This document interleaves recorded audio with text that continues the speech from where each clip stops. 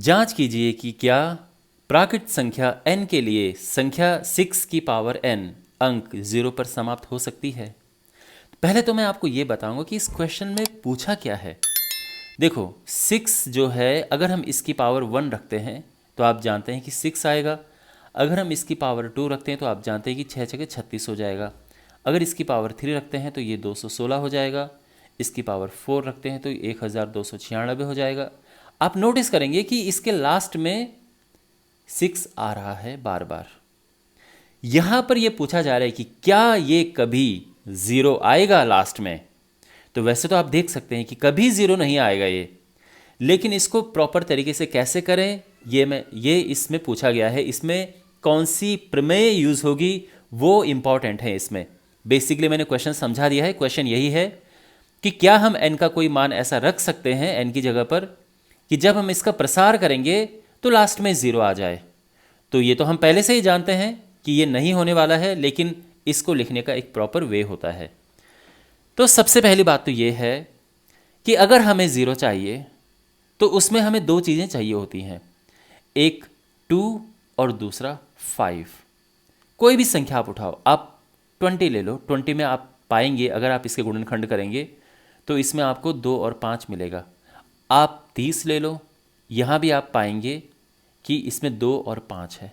कोई भी संख्या जिसके लास्ट में 0 होगा उसमें 2 और 5 पक्का मिलेगा। लेकिन जो 6 है इसमें 2 तो है लेकिन 5 नहीं है। यही बात हम यहाँ पर लिखेंगे कि इसमें 2 तो है लेकिन 5 नहीं है, और वो 5 कभी आएगा भी नहीं। अब वो 5 कभी आएगा भी नहीं, ये बात मैंने क्यों कही है? ये है आपकी जो प्रमेय 1.2 है, जिसको कहते हैं अंकगणित की आधारभूत प्रमेय, उसकी अद्वितीयता के अनुसार। अब ये सब हम इसको प्रॉपर्ली यहाँ पर लिखेंगे। तो देखो, सबसे पहले हम लिखेंगे शून्य से समाप्त होने वाली संख्या के अभाज्य गुणनखंडों में 2 और 5 अवश्य होते हैं।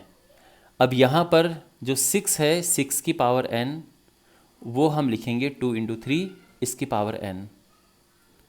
तो हम यहाँ पर लिखेंगे कि चूंकि यहाँ पर 2 तो है लेकिन 5 नहीं है और 5 होना आवश्यक है, और ये 5 यहाँ पर कभी आएगा भी नहीं।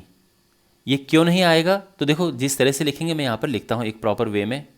तो अब किस तरीके से लिखना है इसके आगे, बिल्कुल यहाँ पर मैंने ये लिख दिया है। ध्यान रखना, एग्जैक्टली आपको ऐसे ही लिखना है। और यहाँ पर जो मैंने लिखा है मैं आपको समझा देता हूँ पहले।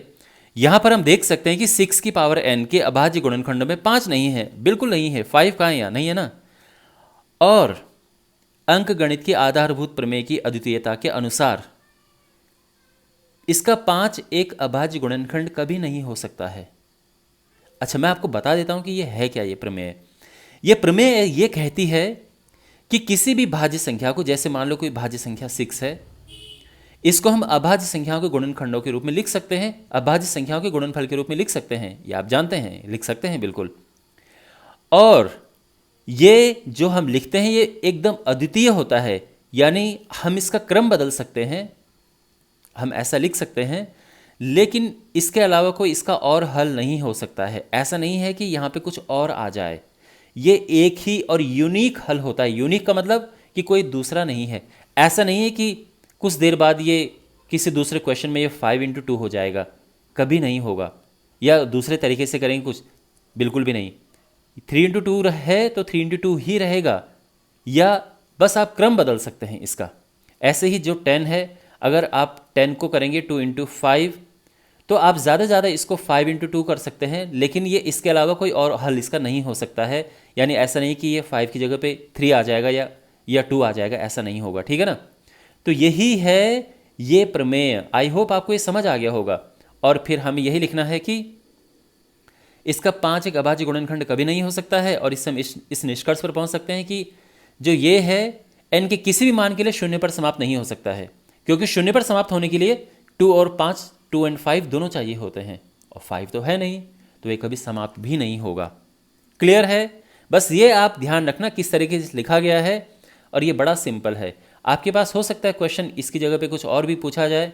हो सकता है कि 8 की पावर n पूछ लें, तो भी आपको सेम करना है। 8 की पावर n के लिए आप 2 इंटू टू इंटू टू कर देना, और फिर आपको सारी यही कहानी कहनी जो यहाँ पे कही गई है। बिल्कुल सेम प्रोसेस है। ओके।